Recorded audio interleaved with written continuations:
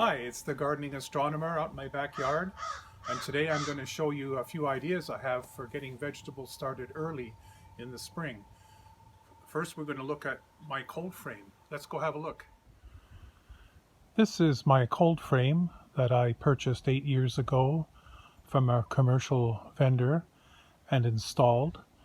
I use it mostly for starting vegetables early in the spring, and I also use it to overwinter tender perennials such as herbs and a few other plants.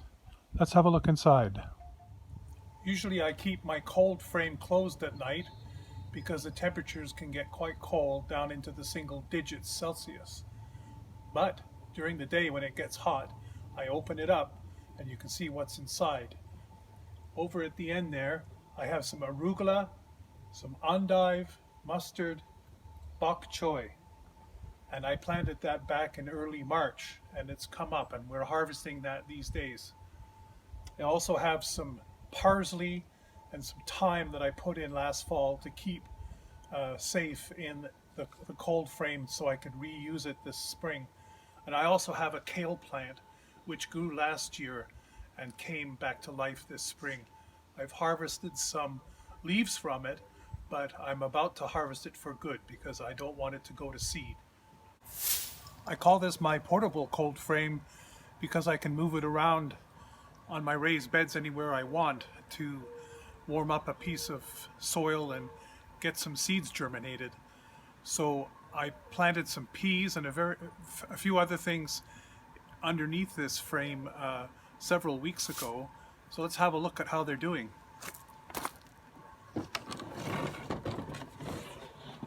I'm pretty happy with how it turned out. My peas are growing really well, and they'll grow up this little trellis I made.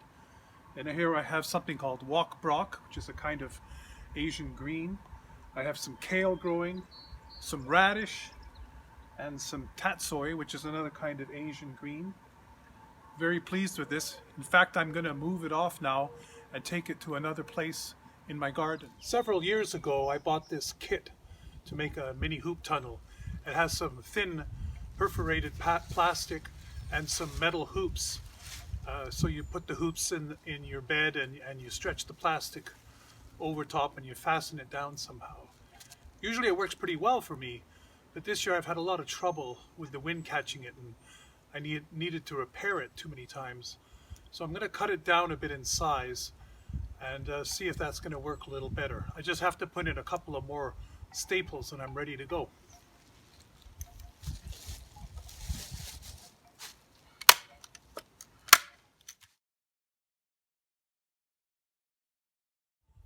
So I have my micro hoop tunnel installed here, and behind that I have my portable cold frame.